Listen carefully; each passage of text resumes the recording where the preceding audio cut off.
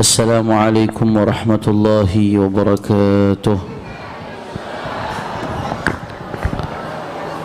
Alhamdulillah wassalatu wassalamu ala Rasulillah wa ala alihi wa sahbihi wa man walah, amma ba'd. Sama-sama kita niat ta'lim. Bismillahirrahmanirrahim. Nawaitu ta'alluma wa ta'lima والتذكر والتذكير والنفع والانتفاع والإفادة والاستفادة والحث على التمسك بكتاب الله وسنة رسوله والدعاء إلى الهدى والدلالة على الخير ابتغاء مرضات الله وقربه وثوابه سبحانه وتعالى. والحمد لله رب العالمين. قال المصنف رحمه الله تعالى ونفعنا به وبعلومه في الدارين آمين. إلى أن قال إعانة الآباء لأبنائهم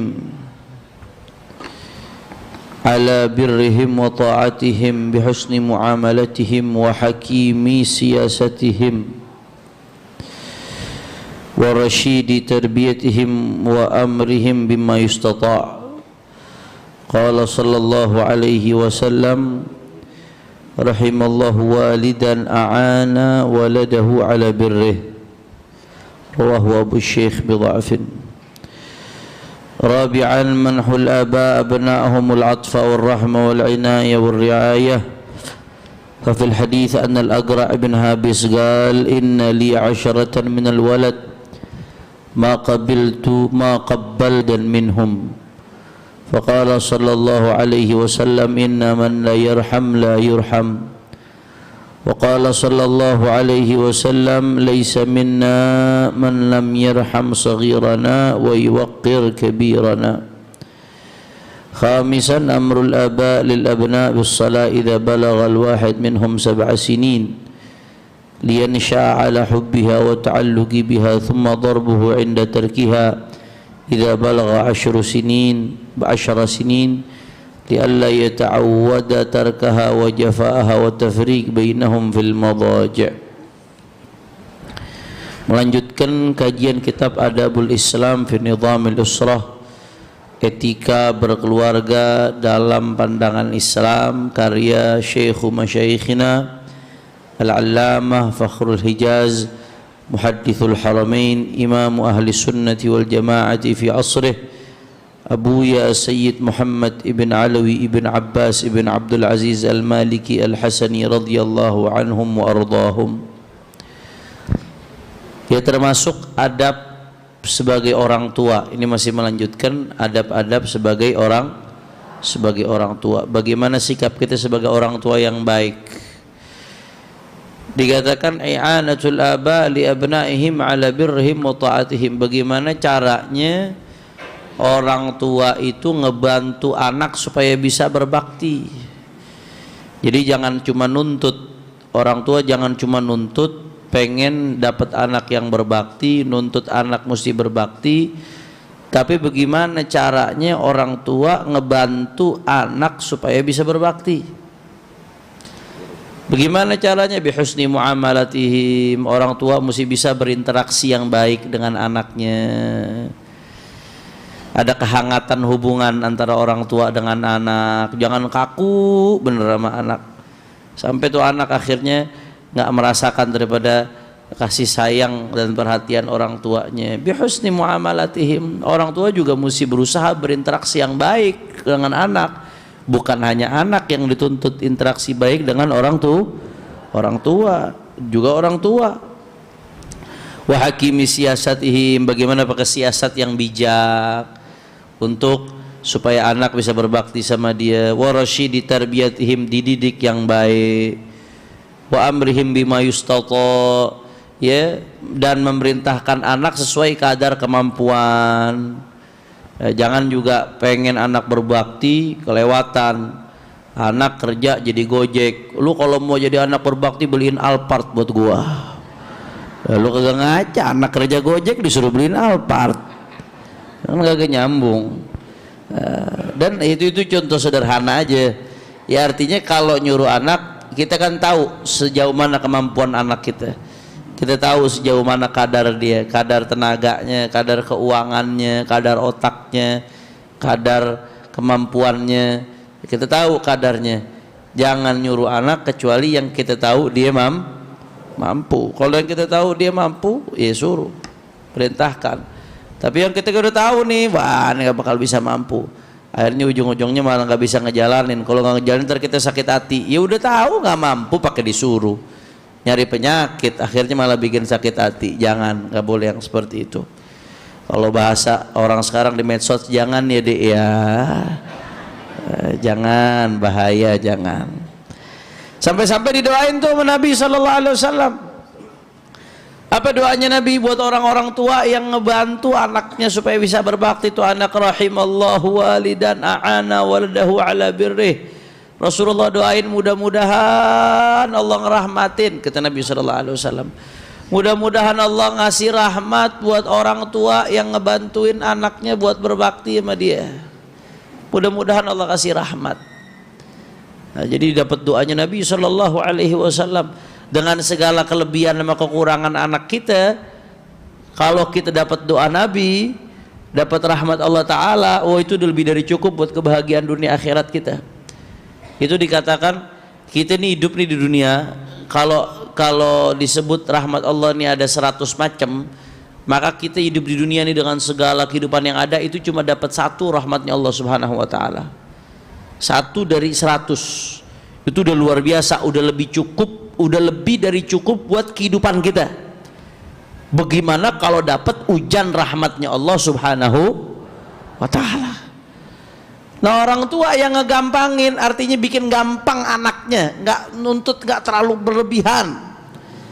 Dia nggak terlalu kasih standar yang ketinggian, nggak merasa kurang terus. Orang tua yang bikin anaknya gampang dalam berbakti, ngebantuin anaknya berbakti, buka pintu buat anaknya berbakti, itu orang tua yang seperti itu didoain dapat rahmat dari baginda Nabi besar Muhammad.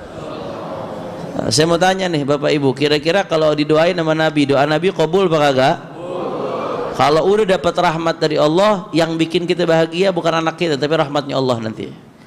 Rahmat Allah yang bakal bikin kita bahagia, rahmat Allah yang bakal bikin hidup kita enak, rahmat Allah yang bakal ngerapiin keluarga kita berkat doanya baginda Nabi besar Muhammad SAW. Saya kira saya nggak perlu ngajarin ikan berenang. Bapak Ibu sekalian udah lebih tahu, Bapak Ibu sekalian udah lebih berpengalaman dari saya di dalam mendidik anak, ya, di dalam bermuamalah, berinteraksi dengan anak. Intinya Bapak Ibu sekalian yang lebih tahu, ya, jangan terlalu nuntut berlebihan, akhirnya membuat susah anak kita berbakti kepada kita. Kurang lebih anak kita juga manusia. Ibu-ibu, bapak-bapak kan juga dulu juga pernah jadi anak. Pernah jadi anak gak Bapak Ibu? Ya pernah. Nggak ada di sini yang lahir kayak Nabi Adam langsung tanpa Bapak Ibu, kagak ada. Semuanya pernah jadi. Ya, kita mesti sadar dulu kita pas jadi anak juga banyak kekurangan. Lalu nuntut anak macem-macem. Lu dulu sama orang tua belum maksimal. Ya jangan kaget kalau sekarang anaknya kurang. Kita juga pernah jadi anak. Kita dulu sama orang tua kita nggak maksimal. Terus sekarang kita nuntut anak kita dengan segala ekspektasi yang tinggi, sampai akhirnya anak itu sendiri kesulitan buat berbakti sama kita. Jangan juga seperti itu. Ya, di satu sisi yang namanya anak harus berusaha bagaimana berbakti semaksimal mungkin. Ya, nanti kita akan bahas pada waktunya bagaimana soal bakti sama orang tua. Sebagai anak, kalau posisi kita sebagai anak, ya kita lihat posisi kita sebagai apa. Dalam konteks posisi kita sebagai anak, kita tuntut diri kita untuk bakti semaksimal mungkin. Anak jangan nengok hadis ini nih. Kalau posisi kita sebagai anak, kita jangan nengok hadis ini. Akhirnya nanti jadi ngegampangin orang tua. Dalam posisi kita sebagai anak, kita tuntut diri kita untuk bakti semaksimal mungkin sama orang tua. Karena betapa besarnya fadilah yang Allah berikan kepada anak yang berbakti sama orang tuanya, yang akan kita bahas nanti. Tapi di sisi lain, dalam posisi kita sebagai orang tua, kita juga mesti banyak-banyak maklumin anak. Jangan sampai gara-gara kita nggak banyak maklumin, dia durhaka nanti ujung-ujungnya. Kalau dia durhaka, dia jadi bala, jadi susah dunia akhiratnya. Kalau anak kita susah, kita ikut susah apa kagak? Ikut susah, jadi musibah juga. Kurang lebih kita maklumin, kita ridhoin, kita maafin, dengan harapan Allah ganti dengan rahmatnya Allah subhanahu wa ta'ala. Jelas atau tidak? Nah, kemudian di antara adabnya orang tua, kata Abu Yazid Muhammad di sini, bagaimana memberikan manhul abai abna'ahum al-atfa wal-rahma wal-inayah. Bagaimana para orang tua memberikan kepada anak-anaknya lemah lembut, al-atfa wal-rahmata, kasih sayang, inayah, perhatian, riayah, sama perhatian juga, inayah, riayah sama perhatian.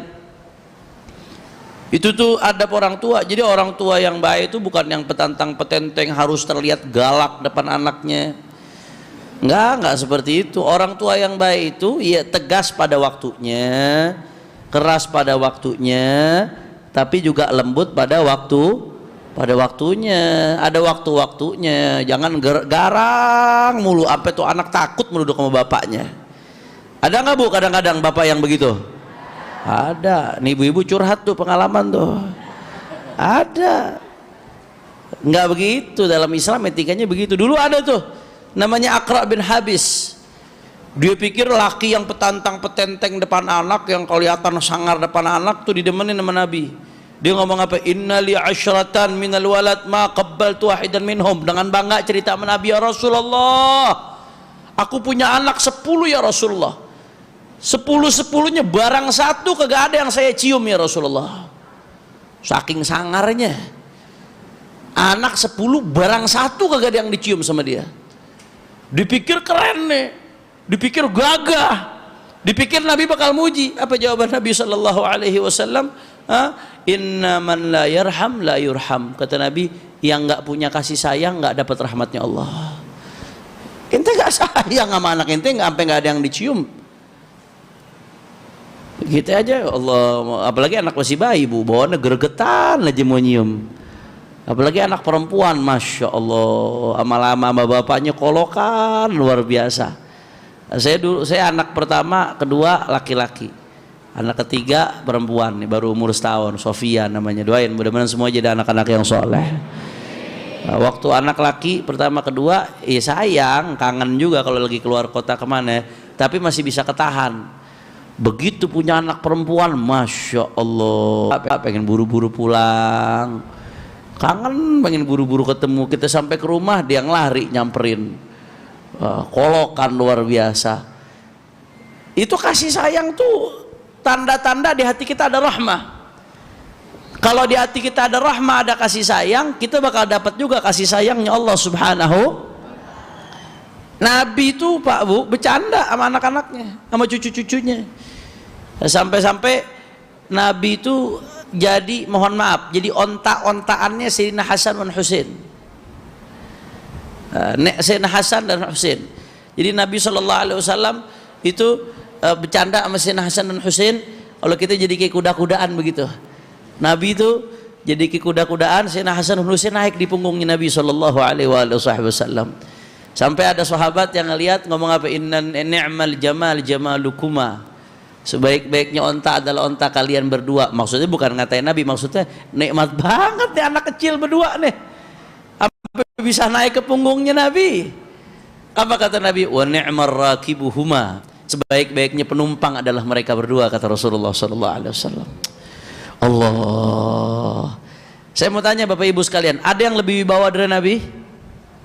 Ada yang lebih wibawa dari Nabi? Nggak ada. Ada yang lebih mulia dari Nabi?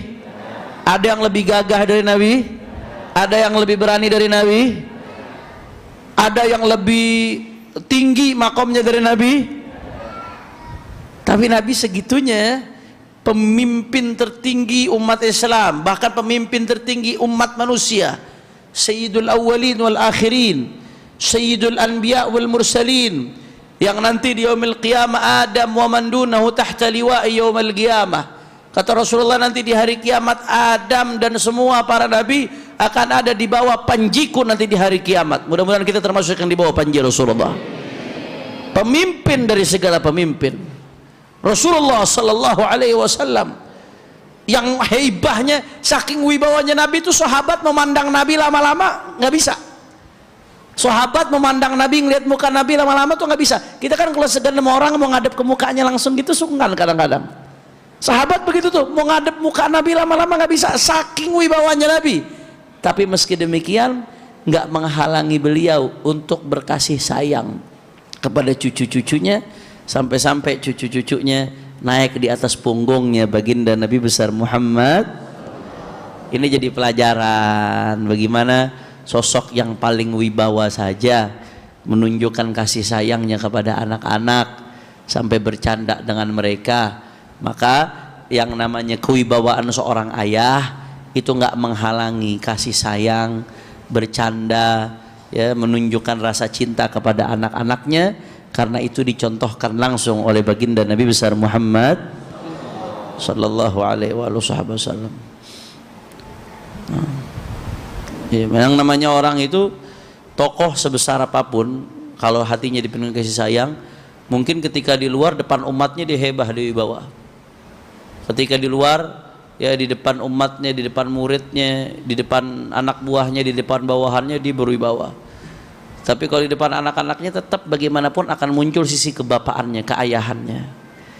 Saya bukan berarti mengatakan ayah harus terus-terusan bercanda sampai wibawanya hilang depan anak, ya nggak begitu juga. Ada waktunya harus tegas. Ada waktunya anak nggak boleh dikasih hati, ada waktunya demi kebaikan dia. Tapi jangan sampai juga sampai keterlaluan, sampai kaku, nggak ada bercanda sama sekali. Bahkan anak udah besar sekalipun, Bapak Ibu sekalian, kadang-kadang anak udah besar tuh justru lebih butuh menjadikan ayah sebagai teman ceritanya. Nah, ini kan kadang-kadang ini yang banyak nggak ditemuin. Begitu anak udah gede, bapak sama anak sebatas hubungan, dikasih jajan, dikasih duit, udah selesai. Cium tangan, ketemu seperlunya, udah selesai. Kadang-kadang itu disebabkan karena apa? Karena hubungan ini nggak dibangun dari kecil. Nah, kalau hubungan kemesraan antara ayah dan anak, khususnya ayah ya, kalau ibu, anak kolokan ke ibu banyak, nggak kaget. Betul apa kagak, Bu? Nah, tapi anak kolokan ke bapak itu yang jarang tuh, agak susah biasanya, apalagi udah dewasa. Nah, itu bisa terbangun biasanya kalau dari kecil komunikasinya udah baik. Maka menunjukkan kasih sayang, menunjukkan cinta, menunjukkan perhatian. Kalau cinta ya cinta. Siapa sih bapak yang nggak cinta sama anaknya? Orang tua nggak cinta? Siapa sih yang nggak sayang? Cuman bukan hanya sebatas cinta. Bagaimana izhar, menunjukkan kasih sayang, menunjukkan rasa cinta kepada anak-anak kita sesuai dengan yang dicontohkan oleh baginda Nabi besar Muhammad sallallahu alaihi wasallam. Kira-kira jelas apa kagak? Nah. Kemudian berikutnya diantara adab orang tua, kata Abu Yazid Muhammad, orang tua yang baik itu amrul aba lil abna bis shalah idza balagha al wahid minhum 7 sinin. Kalau anak udah umur 7 tahun, perintahin buat salat. Lian sya'ala hubbiha wa ta'alluqi biha, supaya apa? Walaupun masih kecil, dia belum wajib salat kalau belum balik. Tapi dari umur 7 tahun udah perintahin salat, supaya apa? Supaya tumbuh dalam hatinya rasa cinta kepada sholat, dan rasa tanggung jawab untuk menjalankan sholat tertanam di hatinya dari kecil. Karena mengajarkan dari kecil itu seperti memahat di atas batu, mengajarkan ketika udah gede itu seperti menulis di atas air. Mahat di atas batu gampang atau susah? Susah, keras, perjuangan. Tapi begitu udah jadi awet apa kagak? Awet. Nulis di atas air, kalau buat ngegerakin doang gampang apa kagak? Gampang, tapi awet kagak? Nggak, langsung hilang. Maka dari umur 7 tahun tuh anak diajarin sholat, sebagaimana sabda Nabi SAW, muru auladakum bis salat wa hum abna'u 7 wadribuhum 'alaiha wa hum abna'u 10. Kata Nabi SAW, perintahkan anak kalian untuk sholat ketika umur mereka 7 tahun. 7 tahun itu, Bu, Pak, tuh anaknya nggak wajib sholat. Andai itu anak ninggalin sholat, dia gak dosa. tapi orang tuanya wajib merintahin. Dan para ulama mengkiaskan bukan hanya sholat, segala macam kewajiban agama.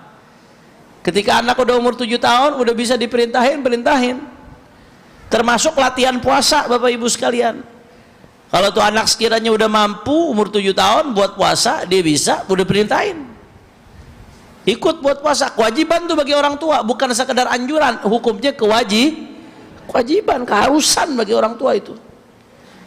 Tuh anak kalau ninggalin nggak dosa, tapi orang tuanya kalau nggak nyuruh dosa.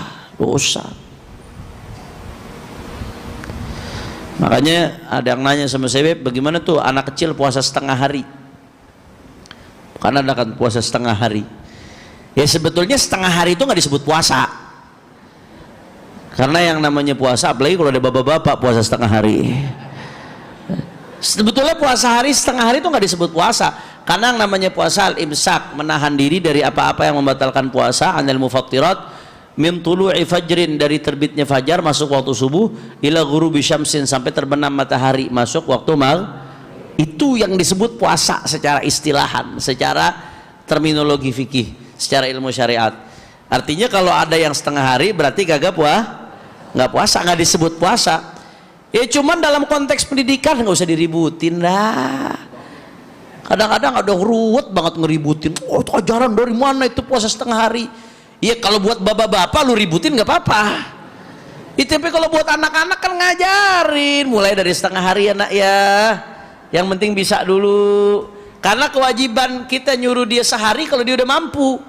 Nah kalau dia belum mampu sehari, dibiasain dulu setengah hari supaya ujung-ujungnya bisa satu Gak ada masalah, gak usah diributin. Anggap tuh latihan. Anggap itu kayak latihan anak kecil sholat di TPA. Anak kecil sholat di TPA, ya, walaupun belum tamyiz misalkan, secara sholatnya kagak sah, tapi dia begitu latihan, bagus apa kagak? Bagus aja, gak ada masalah. Sama, analoginya sama. Anak kecil puasa setengah hari latihan itu sama kayak anak kecil lagi belajar sholat di TPA. Walaupun kadang-kadang masih ada sikut-sikutan dikit-dikit, masih ada tendang-tendangan dikit-dikit, ini namanya juga lagi belajar, lagi dibiasain. Daripada kagak sama sekali, ya, betul apa kagak?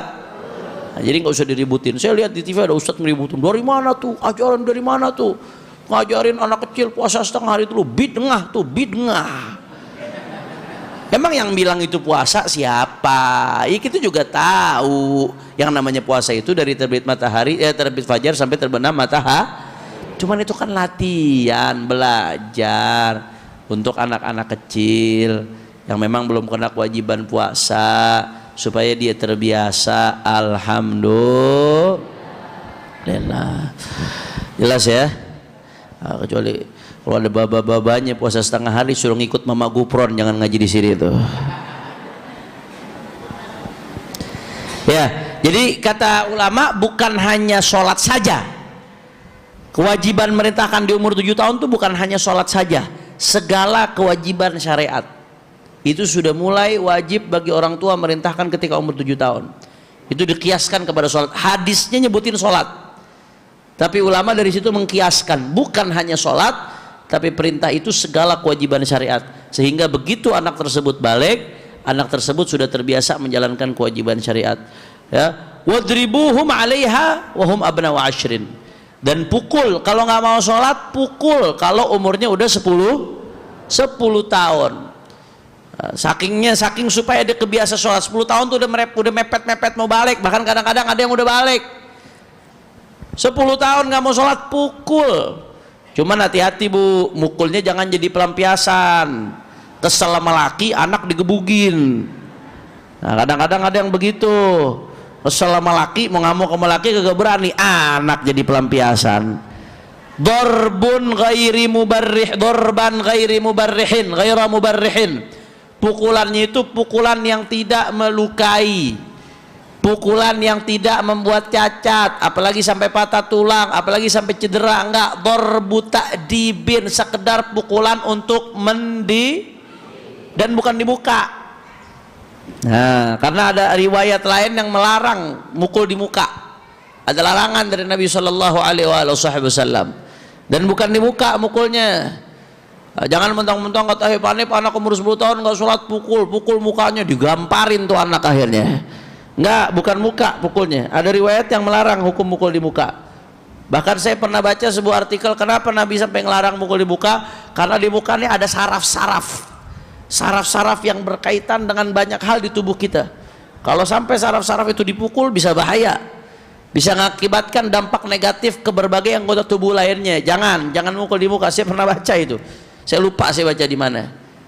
Itu diantara hikmahnya kenapa dilarang pukul di muka. Pukulan di selain muka, ya, pukulan mendidik, bukan pukulan yang melukai, bukan pukulan yang membuat cacat. Dan pukulannya nggak boleh lebih dari 40 pukulan, nggak boleh lebih. Dia nggak boleh sampai ke adnal hudud, disebutin di kitab-kitab fikih. Karena paling batas minimalnya had di dalam hukum pidana Islam itu ada namanya hukum rajam, hukum jilid, cambuk. Hukum cambuk itu yang paling kecil 40 cambukan. Itu hukum cambukan untuk hukuman apa itu? Syaribul khamr, untuk orang yang minum minuman keras, dicambuk 40 kali cambukan. Nah itu batas minimal dalam pidana Islam, had yang memang ada batasannya secara langsung dari syariat. Maka kalau hukuman selain itu nggak boleh, dilarang sampai 40, harus di bawah 4. Dalam mazhab Syafi'i seperti itu, dia nggak boleh sampai adnal hudud. Jelas atau tidak? Nah, jadi pukulannya pukulan untuk mendidik.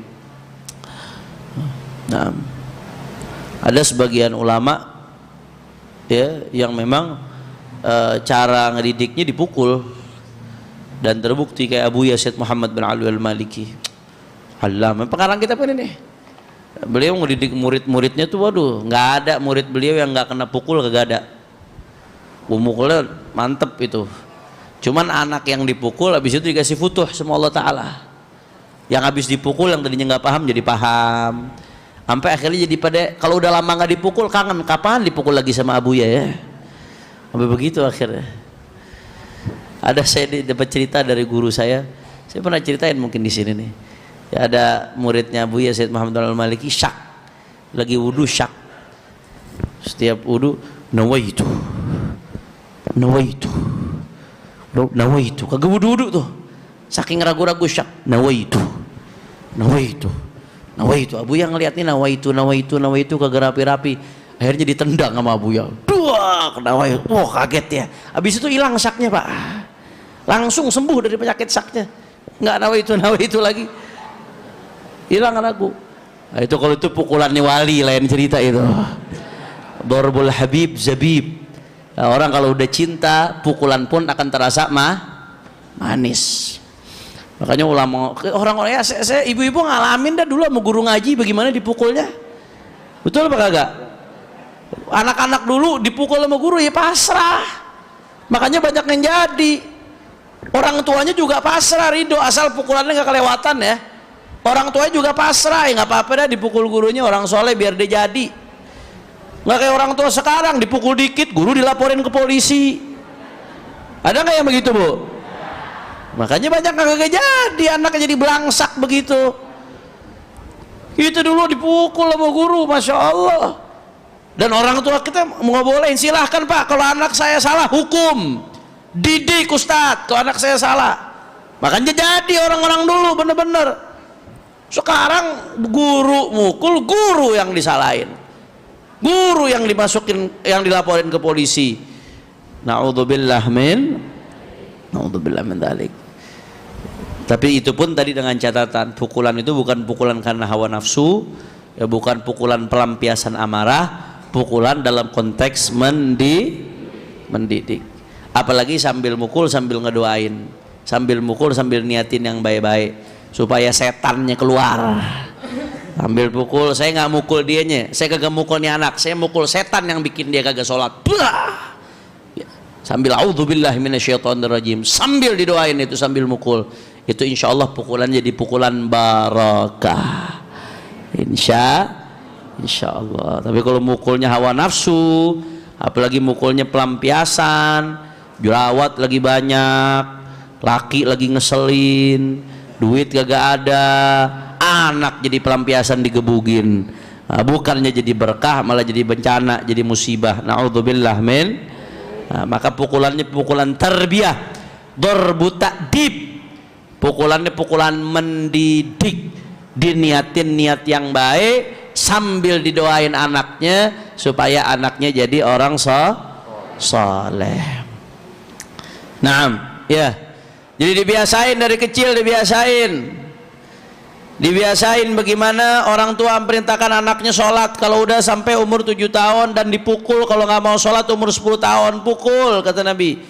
Pukulan yang tidak melukai, pukulan yang tidak membuat cacat, pukulan yang mendidik. Dan bukan di muka. Li'alla yata'awwada tarkaha wa jafa'aha, supaya apa? Supaya nggak biasa meninggalkan sholat. Dididik supaya biasa melakukan sholat. Wa tafriqu bainahum fil mawaji', dan kalau udah umur 10 tahun itu diperintahkan untuk dipisahkan tempat tidurnya, dipisahin. Laki-laki sama laki aja disuruh pisahin, apalagi anak laki sama perempuan. Sebisa mungkin usahain pisahin. Ya. Bagaimana kalau rumahnya sempit? Ya, anak lakinya taruh di ruang tamu. Nah, sebisa mungkin anak laki sama perempuan tidurnya jangan bareng, apalagi udah umur 10 tahun. Nabi yang perintahkan. Tapi ini walaupun ini hukumnya sunnah ya, sunnah memisahkan anak dari tempat, artinya tidurnya kagak satu kasur, itu sunnah. Nah, laki sama laki atau laki sama perempuan, apalagi kalau laki sama perempuan, itu sunnah ya, sunnah. Rumahnya sempit, niatin, ya Allah ya Rabb, saya pengen jalanin sunnah Rasulullah, ntar Allah kasih rumah yang gede insyaallah. Amin ya rabbal alamin.